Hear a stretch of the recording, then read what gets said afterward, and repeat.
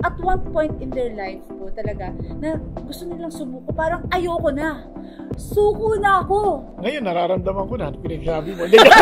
Sumusuko na ho ba kayo sa akin? Oo, minsan na ako sumuko. Sa asawa ko. Ayos ano. Ako kay Jesus. Wow, galing! Ganito lang ba talaga buhay natin para lang tayo maghirap at magdusa?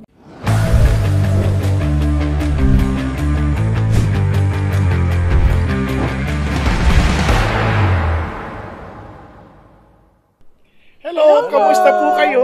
Praise God. Napakagandang araw na ito. Sobra po. Grabe mga kuya. Pero bago po tanungin ko po yung aking katanungan, meron po pala nagpapa-shoutout sa atin. Ganun ba? Okay lang po ba? Sige, Actually, nakita ko po sa mga comment section, kaya thank you po talaga sa inyong mga comments. Nagpapa-shoutout po. Shoutout po kay Miss Amy Bascuña. Hello po! Hello. Thank you po. Sugin po nating manonood yan. Thank you po. Malaga. At syempre po sa De Leon family, hello po! Wow. Thank you po. Syempre po, thankful tayo sa kanila.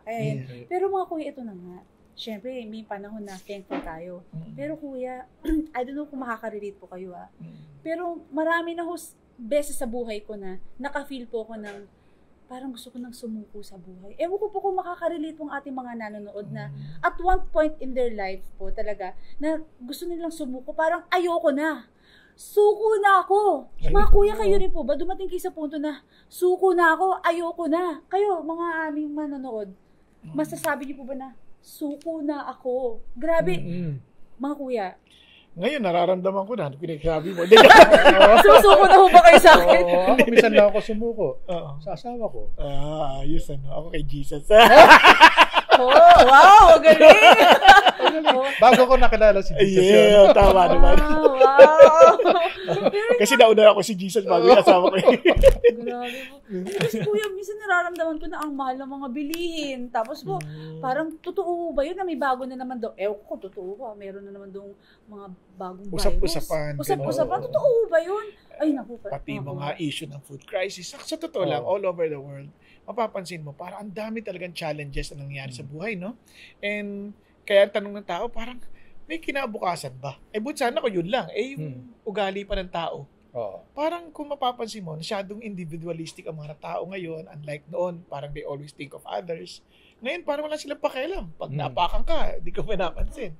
O kaya naman, sa daan, yung traffic lang natin, minsan, wala na sumusunod halos ng patino sa daan. Oo, wala sumusunod na sa parang ang hirap. Parang tatanungin mo, ganito lang ba talaga buhay natin para lang tayo maghirap at magdusa? Kaya mafe-feel mo talaga yung sinasabi mong gusto na sumuko Ayan. So, baka po makatulong po tayo sa mga nakaka-relate sa ating mga nanonood na. Kasi minsan mga kuya, ito sad po. Minsan parang ayaw na talaga nilang mabuhay. Kasi suko na sila talaga, ayoko na. Ganun po. Actually, marami nga rin yung kahit yung kabataan ko, Erwin, yung mga parang, sabi nga nila, tumataas yung suicide rate. Lalo na sa mga kabataan. Now, going back, Tos Katutal, yan naman ang pinag-usapan natin. Naalala ninyo, we're doing a series on joyful living. Parang trying to figure out yung secret ni Paul. No? And mula sa sulat niya doon sa mga taga-Philippi, ng mga Christians sa taga-Philippi, makita natin doon yung sikreto niya ng saya ni Paul. And kung naalala nyo, naiwan natin yan yung sa Philippians 3, 17 to chapter 4 verse 1. No? Siguro basahin na rin natin para makita natin baka makatulong to sa yung kalalagayan at mga marahil hindi lang kalalagayan natin dito kundi kalalagayan ng marami, no? Yung parang feeling of parang discouragement, feeling na parang ayoko na. Kasi yung nangyayari sa opisina yan, nangyayari yung magre-resign na ako, ganyan. Nangyayari sa bahay yan, divorce na, o kaya hiwalay na, ganyan. Nangyayari sa mga anak yan, ayoko na mag-aral, drop na. So, ang dami, lahat yan, pinagdadaanan ng iba't ibang tao. At kung sakaling hindi ka naman dumadaan doon, di praise God, pero at least alam mo na yung sikreto just in case na dumating yung panahon na parang makaramdam ka ng ganitong kalalagayan sa buhay. Ako, mga kuya, wag ko kayo susuko, biruin nyo po, hindi nyo po binibigay sagot. Meron na akong tanong na gusto ko itanong wag ko kayo susuko sa akin, sa mga kakulitan nyo. Pero mga kuya, pwede mo idagdag ko bago, baka pwede nyo po i-segue. Kasi mga kuya, bakit po ganun? Bakit po tayong bilang tao, nakaka-feel tayo ng gusto nating sumuko? bakit pinagdadaanan natin yung mga kuya? Kasi ayoko, pero biglang dadating na lang talaga. Bakit po natin pinagdadaanan yun bilang tao? Maraming dahilan. Kuminsan, kaya sumusuko tayo dahil yun ang kinondisyon sa atin ng ating environment, yung mga nagturo sa atin na ang highest good, yung personal happiness natin. Kaya pag hindi na-achieve mo yun, suko na. Mali yun eh. Hindi naman yun yung pinakamarangal, pinakamataas na dapat mong layunin. Oo. Kasi kung babasahin natin yung Philippians, iba yung highest good ni Paul eh. Sabi, press on, sabi niya, for the price of the upward call of Jesus. Iba yun. Hindi naman yung kaligayahan yung focus niya eh. Yes. So isa yun sa dahilan kung bakit sumusuko. Mga iba, dahil parang wala na rin sila nakikitang kinabukasan. Oo, kinabukasan. Ganun ho. Parang ang dilim na, parang wala nang hope. Yan. Brown na. Sabi nga nila, pagka yung hope nawala, nako, laking kahinaan, parang talo ka na kagad. Ay, totoo yun. Yung hope, napakahalaga ng hope na yun. Kasi kung sabi nga ni Kuya Bo, pag wala na yung hope, gusto mo nang mawala na rin. Hope, oo.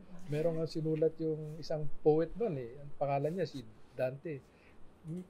Nilagay niya doon sa hell, sa impyerno, yung inscription, abandon all hope, all who enter. Ibig sabihin, pagdating mo sa impyerno, walang hope. Walang hope. Doon lang ang walang hope. Pero alam mo, isang nakita ko na isang dahilan kung ba't sumusuko. Sobrang taas ng expectations na hindi realistic.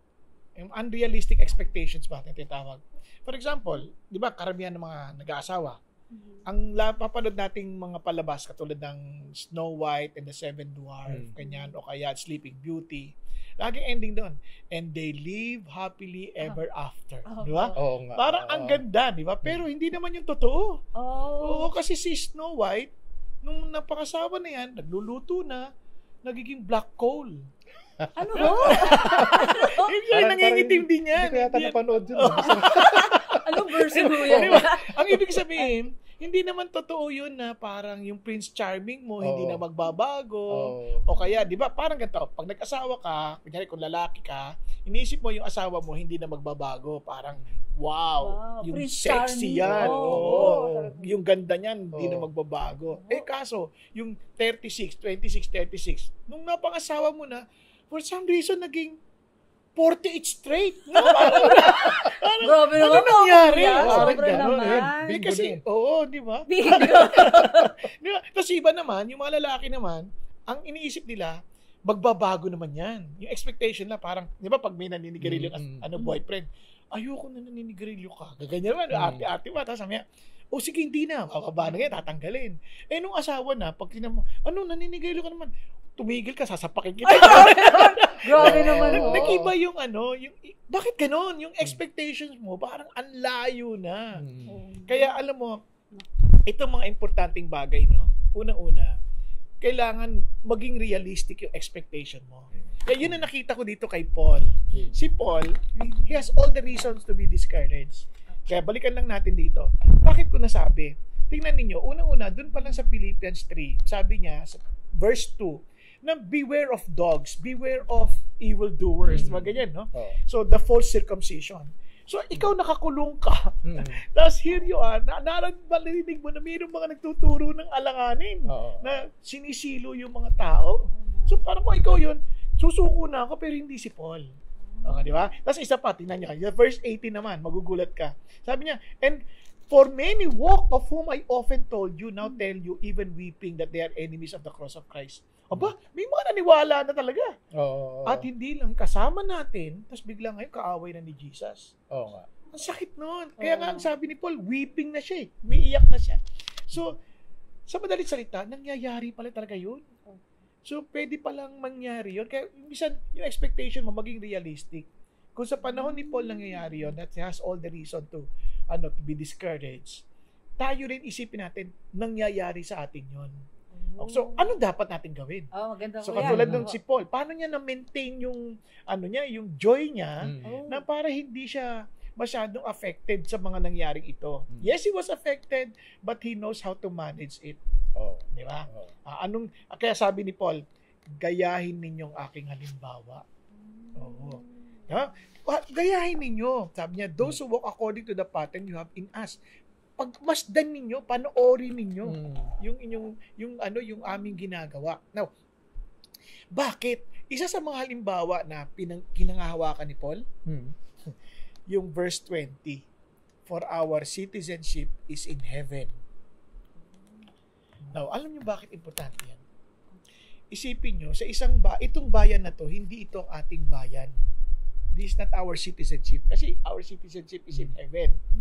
Now, pag second class ka sa mundo, talagang expect mo na yon na you will not experience the full benefit of this world. Kasi this is not our home. Diba? Expect mo na yun.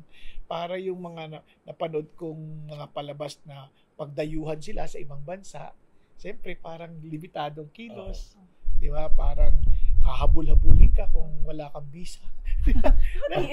Pero kung may visa ka, ganun pa rin, hindi pa rin makikita may full privilege. Alala ko sa may bansa sa Middle East, hindi ko na sasabihin ko kapag citizen nila, binibigyan sila ng pera. Pag ikaw yung umaasa ka rin sana ng makatanggap, hindi ka makakatanggap ng ganung kalaking halaga. Sa traffic, pag nabangga, yung citizen ang laging tama. Ganun ho? Kasi isip lang. Kanyari, hindi sana nabanggayan kung wala ka rito. Ay, grabe. Ang sakit naman mo. Banggitin mo na ako. Anong Wag bansa? Delikado. Di ba? Baka hindi ako papasukin doon. Pero yun ang totoo. Ibig sabihin, pag hindi ka citizen sa isang lugar na yun, meron kang limitations. So, sinasabi ng Diyos, kapag ka mga kasuko-suko mga pagkakataon, paalala mo sarili mo, hindi ito ang tahanan mo. As in, ito pong Earth, ito pong Pilipinas, hindi po itong tahanan ko. Hindi ito yung totoo nating tahanan. Kasi meron tayong, kumbaga, bakit tayo nandito? Ayun nga po. Temporary yun. Ito ang ganda. Kuya Erwin, sabi ni Paul, we are ambassadors of Christ. Ambassadors tayo. Nandito tayo, hindi lang dayuhan. Ambassador tayo. Actually, mga kuya, please help me, no? Kasi, ang ganda po pakinggan, pero sa totoo po, hindi ko po talaga maintindihan kung ano po ba yung benefits ng pagiging ambassador. Kasi like, Tosca, you're ambassador for Christ. Parang, wow, ang ganda pakinggan, pero hindi ko po talaga lubos na maintindihan. Gusto ko po gusto ko kumbaga sa benefits, gusto kong talagang maximize yung benefits, talagang ramdam ko talaga. Pakinggan mo si Ambassador Erwin. Ambassador Erwin! Bago na. Hindi na po yun. Your Honor. May privilege at saka expectation din yan. Yung expectations yun, sinasangkanan ka para sa ayan. Pero may privilege as an ambassador. May immunity ka eh. Hindi ka basta-basta ma-arrest. May immunity ka sa ibang bansa. As ambassador ka. Pangalawa, you are a representative of the king or president of the country you are representing. Para ka din presidente doon sa lugar na yun. Very good. Okay po. Kung ano man ang sasabihin mo, parang sinabi na rin ng iyong boss o pangulo o ng hari. Wow. Ganon tayo, ambassador. Ganon ang pagiging ambassador natin. Kaya you better represent Christ sa buhay mo. Tama, hindi pa pwedeng para tayo nagwawalang bahala. Either as ambassador or citizen, representative ka ni Jesus. Pero ang sarap din kasi yung ibig sabihin yung provision mo is not dependent on the country. Na your that's as assignment, assigned country, kundi yung hari na nagpadala sa iyo. Pero paano po ako dapat umasta or parang how should I live my life as an ambassador of Christ? Kasi ang ganda po yung title pero baka naman mukhang hindi po mukhang ambassador of Christ ang dating ko ba? Paano po yun kaya? Di ba, Kuya Erwin, correct me if I'm wrong. Una-una, ambassador will communicate the message of the king to the country kung nasan siya. Kung merong mga messages yan, siya yung parang conduit ba? Siya yung parang dadaanan Kung ano yung mga kailangan sabihin sa hari naman, siya ang makikipag-communicate. So, una-una, communicate the message of the king. So, i-communicate po natin yung message ni Jesus Oo, sa mga ibang tao. Kaya lang, dapat alam mo yung message ni Jesus. Oo, alam niya. Kailangan tama kasi baka kung ano-ano lang sabihin ko. Oo, hindi re-record ka sa sambahan. Yes, kasi baka sabihin, uy, rogue to. Oo. So, paano po, like, sa example po ni Paul, paano po magagawa yun po na talagang ma-ensure ko po na tama po yung pagiging ambassador of Christ? Yan. Kasi una, bakit hindi ka susuko? Kasi may mission ka. Tandaan mo, sandaling wala kang, pag wala kang taong mission, naku, lagi yan makukonsibisyon. Susuko yan. Kasi magiging dependent ka masyado sa pangyayari, kasalip sa pinapagawa sa iyo ng iyong hari. Okay? Kaya alam mo na mayroong pinatatapos sa iyong nangyayari. You are my representative there. Diyan ka hanggat matapos yung pinagagawa ko sa iyo. Unless palitan ka na doon. Pero the mere fact nandito tayo, hindi pa tayo pinapalitan. Let's do it with all of our hearts. Kaya wag kang mawalang ganad sa mga nangyayari kasi hindi naman yan ang mundo mo eh. Meron kang mas magandang mundo. Alam mo yun. Kung ikaw ay taga-Amerika, let's say, sa Amerika na maayos noon. Ayoko yung Amerika ngayon kasi magulo eh. Halimbawa yung Amerika noon na parang andito ka sa Pilipinas, tapos ang gulo ng Pilipino, buti lang dito bayan ko. Diba? Buti lang dito bayan ko, parang ganon. Ako rin, pag nasa ibang bansa ako, parang minsan hindi ko gusto yung mga ginagawa nila. Salamat na lang, hindi ako taga-roon. Buti lang sa Pilipinas, hindi ganyan. Diba? So, ano ka ngayon, pagkakain ka rin, kakain ka. Ano ba ng pagkain dito? Walang kalasa-lasa. Pero pagbalik sa Pilipinas, kakain ko itong gusto ko. Di ba? Kasi, yun yung meron kang kasanayan, meron kang kulturang dala-dala. So, yun yung hinahanap-hanap mo. Kaya, hindi ka dapat sumuko kasi hindi tayo nandito para lang kumain, masyal, ayun, o kaya magbasid. Kundi nandito tayo to fulfill a calling. Naalala mo yung kwento ng isang tumakbo sa runner? Sabi niya, I was not sent here by my country just to run, but to finish the race. Ano yun? Kasi marathon yun. Halos nakandun na lahat sa finish line yung mga tao. Siya, pwede siya sumuko kasi hindi na din siya magkakaroon ng medalya. Baliwala na rin. Pero hindi po siya sumuko. Talagang tinapos niya yung race. Wow, ang galing. Kaya ako yun, wala na. Ba't pa ako tatakbo? Oo nga. Susuko na rin ako, but hindi eh. I'm representing my country. Kaya andito ako, pinadala ako dito, hindi para tumakbo lang, kundi tapusin yung karera. Dapat ganun ang attitude natin. Oo, ang ganda nung sinasabi ni Paul, Kaya parang, wag natin kalimutan yon. Kunyari, kung kayo po ay tagasunod ni Jesus Christ, at siya ang iyong hari, ating hari, naku, wag kayo susuko sa mga nakikita ninyo. Sa totoo lang, mas mataas ang ating hari, kaya alam niya lahat ng pangyayari, hindi yan surprising sa kanya. Kaya tayo, lakad tayo with Him. Speechless. Speechless. Talagang ina-absorb ko muna ito sinasabi nyo. Kasi mga kuya, syempre, ang ganda po nung sinabi, fulfill a calling. Fulfill a calling. Tsaka yung at times na parang very challenging, na parang, parang gusto na sumuko, ito pakinggan mo. Ito is, excited po yan. Tingnan mo yung verse 20. Tapusin na natin yung verse 20. Ano sabi niya? From which also we eagerly wait for a Savior, the Lord Jesus Christ.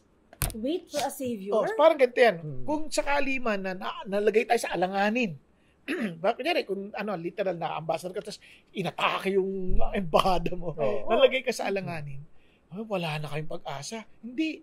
May Savior na darating. And He will never come late.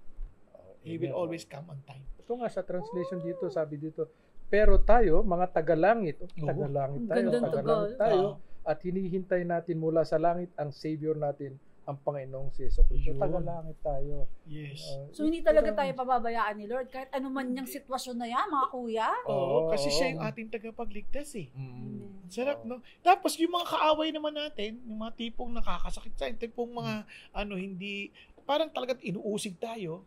Tingnan mo yung, pero diba, preceding verses naman. At tingnan mo yung verse 18 and 19. Nakakatuwa eh. Sige, basahin mo nga. Okay po. Philippians chapter 3, verses 18 to 19 po. Okay. For many walk, of whom I often told you, and now tell you, even weeping, that they are enemies of the cross of Christ, whose end is, Ako, No, ang bigat, distraction. Opo, whose God is their appetite and whose glory is in their shame. Who set their minds on earthly things. Ayan. Tingnan nyo yung difference. No? Isipin mo, yung ito, worldly ito. Ano to? Appetite ang iniisip, sarili lang. Ibig sabihin, lagi isip niya yung paano niya bubusugin ang sarili. Ibig sabihin, puro sarili lang iniisip niya. Wala siyang pakialam, gutom ka, mahalaga ako, busog ako, parang ganyan. So kahit anong gawin niya po, basta mabusog siya, kahit mali. Sa buhay, ganun naman ang maraming tao. Sa totoo lang, hanggat may makukuha sila, yun ang iniisip nila. Hindi na iniisip, ano ba makakabuti sa marami. Di ba? Kam-kam sila ng kam-kam. Kaya, magdidesisyon sila, magkano akin dyan. Hindi naman yung makakatulong sa lahat. Ganyan, so parang kahit may naaapakan na pong tao, okay lang, basta mabusog ako. Basta mahalaga, yun ang sasabi niya. Tapos, parang nakakahiya na ginagawa nila, pero masaya pa sila ron. Pero masaya po talaga sila. Parang nakaisa kami. Hindi nyo ba naman si mga nagkikwento, di ba? Pare, naisahan ko yan. Grabe naman ho. Minsan, parang nakakahiya na, pero pinagmamalaki pa nila. Totoo yun. Kunyari, yung sa trabaho, nakaiwas ako sa trabaho, ginawa lahat ng kapartner ko. Masaya pa sila noon, pero nakakahiya yun, sa totoo lang. Kaya the glory in their shame. Tapos yung huling-huli, napaka-earthly nila. Wala silang inisip kundi lupa. Kasi wala naman silang ibang bayan kundi itong lupa lang. Nagigits. So, yun lang, doon nakatuon yung kanilang pag-iisip lang. So, dito. Totoo. Kasi they find the security in this earth. Kaya dito sila nag-i-invest. Yun po. Kaya kahit basta masecure ko yung future ko dito. Ganun po. Yun po ba yun? Ang problema, hindi ka naman masisecure. Mamamatay pa rin. Iwan mo pa rin lahat yan. Kahit magpa-stem cell pa, mamamatay pa rin. May pinatatamaan ka yata eh. Wala po!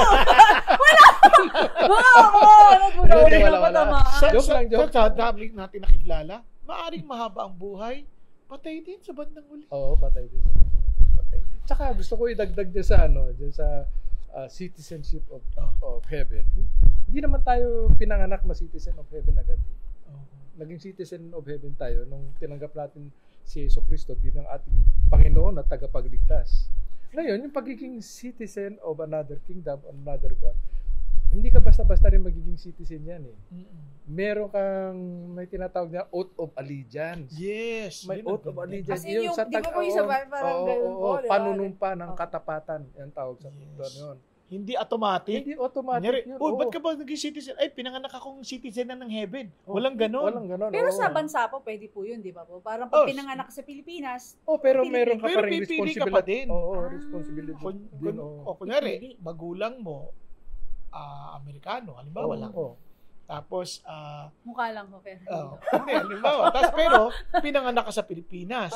Hindi automatic na Pilipino ka na agad. Minsan, ano ka pa rin, mamimili ka pa rin. Ganun din. Amerikano magulang ko. Hindi pwedeng automatic, Amerikano ka na. Dito ka pinanganak May pinapatamaan mo ba kayo? Wala naman. Sorry po kuya, joke lang. Puno ka ng puno Ginagaya ko yun. Joke lang mo, joke lang. Okay lang.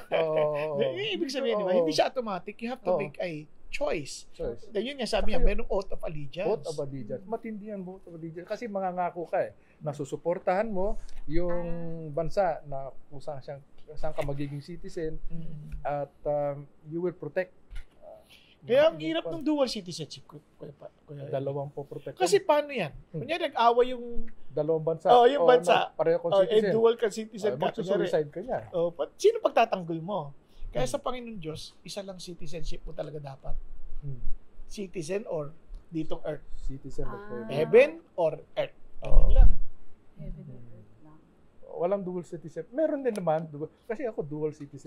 Dahil senior. Senior citizen. Yay! Mabuhay! Ako hindi ko na iniisip niya kasi eternity na. 1 point. Wala naman mo kayong pinapatama. Wala. So balik tayo sa pinag-usapan natin. So ang ganda nung sinabi ni Kuya Erwin na yun, na parang you have to express your allegiance to be part of this citizenship. Huwag mo isipin na, hindi, pinanganak kami, yung magulang ko, citizen of heaven, yun ang claim nila. Tapos ako rin, citizen of heaven na automatically. Hindi ganon. No? O kaya naman, nag-a-attend na ako din sa mga pinupuntahan ng mga citizens of heaven.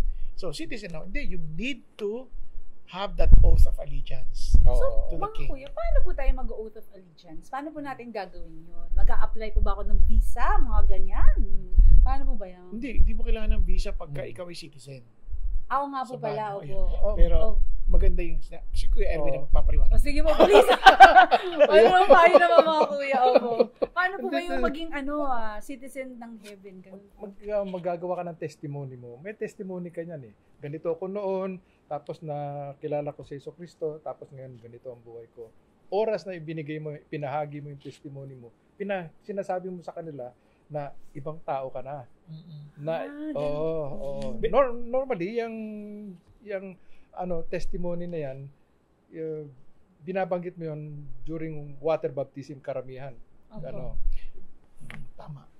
So, naalala ko lang kay Erwin, sabi ni Jesus, di ba? Those who want to follow me, take up your cross, deny yourself, and follow me. So, what does it mean? Pag sinabi mo ang oath of allegiance, Lord, ikaw na talaga yung Panginoon ko. Di ba? Hindi na ako. Kasi tayo naman talaga, Panginoon natin, madalas sarili lang natin eh.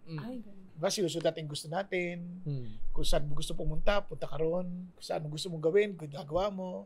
Kasi hindi natin iniisip na, hindi, itong buhay na to, hindi na akin. Mula ngayon, si Jesus na. Kaya I've been crucified with Christ. It is no longer I who live, but Christ who lives in me. Yun ang aking Tapos ang pangalawa, sabi niya, take up your cross.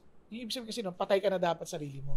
Once kasi during that time, pag nakita nilang may dala-dala ka ng cross, you're dead. You're dead. Tama-tama. Next week yan, pag-usapan natin kasi Passion Week yun eh. So once a person carries a cross, nakita nila yun, yun na yung execution yun, death yun. You're dead. And deny yourself. Hindi na tungkol to sa'yo. It's all about Him. Diba? Kaya ang ganda ng karakter, I've been crucified with Christ. It is no longer I who live, but Christ who lives in me. And the life I now live in the flesh, I live by faith in the Son of God. Diba? Who loved me and gave Himself for me. Lagyan natin sa practical na bagay. Halimbawa, sa buhay mag-asawa. Yung babae, pag sinabi mo, mag-submit ka sa asawa mo, no way! Normal yan. Hindi madali. Pero you have to believe. Lord, paano ko abusuhin ako nito? Ng lalaki nito. You need to trust Jesus. You follow His instruction na, Lord, I will live by faith in your words. Di ba? Okay, I will submit. Ayan. Kahit na labag po sa loob niyo. Oo, kasi sa una parang labag. But you're doing it to Jesus, di ba? That's ngayon, nagtitiwala ka that Jesus is higher than your husband. Yes, so, pinagpe-pray mo ngayon yung husband mo, pinagpe-pray mo. Tapos, ito namang husband, love your wife. Bunga ngayon na to, Lord eh. It's better to be in a desert. Sakit naman yun, kuya. Hindi mo ikaw to eh. Okay. Wala naman ako pinapatawa. Wala naman. Sabi niya, parang, it's better to be in a desert than to be in a contentious woman. Nasa Bible po yan? Nasa Bible yun. Ngayon, ikaw sabi ni Lord, love your wife. Lord, I will live by faith. I will love my wife. Kung ito yung contentious, kayo rin ang kikilos, Panginoon, how to make it loving. Di ba? Kaya, in other words, nagko-connect ka kasi sa Diyos eh. Kaya you're living by faith according to that standard. Mga anak, isipin mo, how can I honor my parents? Napaka-dishonorable ang buhay. Di ba? But you need to trust the Lord for that.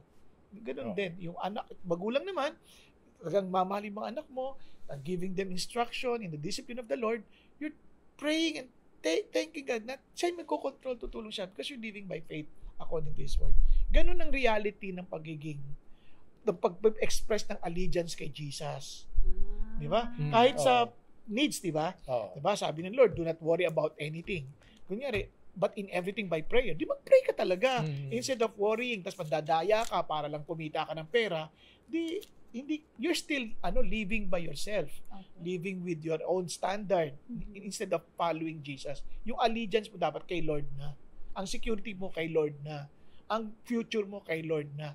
Yun ang oath of allegiance. So, kuya, gusto ko na po i-connect. So, kung ang aking allegiance ay kay Lord na, so ibig sabihin po, mas matutulungan ako na hindi na sumuko sa buhay? Ganun po ba? Makukonect ko po ba yun, mga yes, kuya? Of course. Because He is now your security. So, hindi ka na talaga susuko kasi yung, alam mo si Lord yung security mo. Yun po ba yun? Gusto malaman kung sinong Diyos mo? Oo nga, kuya, kasi maganda po yan. Gusto mo malaman. Hindi mo ba alam? Ganito yan. Siyempre yung mga kuya. Anything na pag nawala sa'yo, ikagagalit mo. Ayun. Yun Yun ang ang Diyos mo. isa sa mga test ng yan ang ginudiyos mo. Ganun ho. So, Oo. dati po kasi ako parang mawalan ako ng mga material na bagay, parang gumuguho na yung mundo. So, Oo. ang Diyos ko yung mga material na bagay. Yes, Ganun ba oo, kaya yun? naging oo. materilyoso ka. Ayun. Parang ganito yan, mawala na lahat, basta si Jesus wag. Okay ako. Wow, ang Ayun, ang yun ang ganda Diyos po mo. nun. Kaya mga kuya, eto na po. Dumating na po tayo sa atin. Ang bilis. Oo, bilis. Oo. Words of encouragement. Pero Oo. syempre mga kuya, kaya naman, para medyo ma-explain, talagang manamnam po natin ang inyong words of encouragement mga kuya. Di ba po? So mga kuya, ito na po. Sa ating mga nanonood na talagang, at this moment, gusto sabihin, mga kuya, gusto ko na sumuko. As in, now na! Pero mga kuya, ano pong maipapayo sa akin para hindi ako sumuko sa buhay at gusto ko yung sinasabi niya na oath of allegiance kay Lord Jesus. Please help me, mga kuya. Ayan. Sabi nga nila, no? Time flies when you're having fun, no? Yes, oo. Pero yung gusto kong sumuko, isa lang naman susukuan mo dito. Kay Jesus ka lang susuko. After that, everything will fall into its place. Hindi natin sinasabi na hindi ka dadaan sa pagsubok, pero sinasabi natin na kahit na ano pagdaanan mo, kasama mo ang Diyos. Yan. Sa Kanya ka lang susuko. Surrender. Oo. And surrender by faith. Ibig sabihin, pag surrender ka sa Kanya, susunod ka sa Kanya. Yun ang if you love me, you will obey my commands. Yun ang sabi ni Jesus. So, ang pagsuko sa Kanya, yun ang expression ng pagmamahal mo sa Kanya. At masasabi mo naman, mahal mo siya kung ikaw ay sumusunod sa Kanyang mga tuntunin.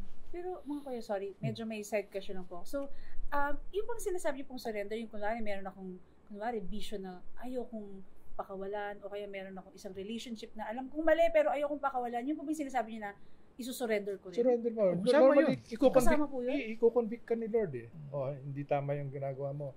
Itigil mo na yan. Mahirap Mahirap Lord. Pwede mo sa Kanya. Pero alang-alang sa'yo. Dahil sa pag-ibig ko sa'yo.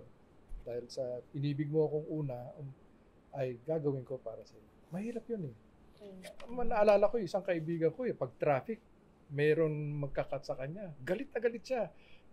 Maalala niya ang Diyos. Sabi niya, Lord, para sa'yo, hindi ako magagalit. Para sa Kanya. So yun ang surrender.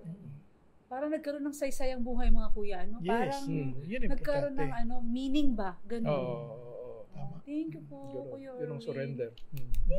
Kuya Erwin, bigyan na ho natin yung floor kay Kuya Bo. Isa talaga. Surrender na yan kay Pwede kay bang Lord. mic lang? Mga kapatid, gusto ko lang po sabihin to sa inyo. Maraming tao nawawalan ng pag-asa sapagkat nakikita nila yung pong nangyayari sa kanilang paligid sa halip na sila po ay tumingin sa kanilang pinaglilingkuran. Alam mo ninyo, wala ho tayong dahilang sumuko kung alam nating meron tayong pinagsisilbihan. Bakit?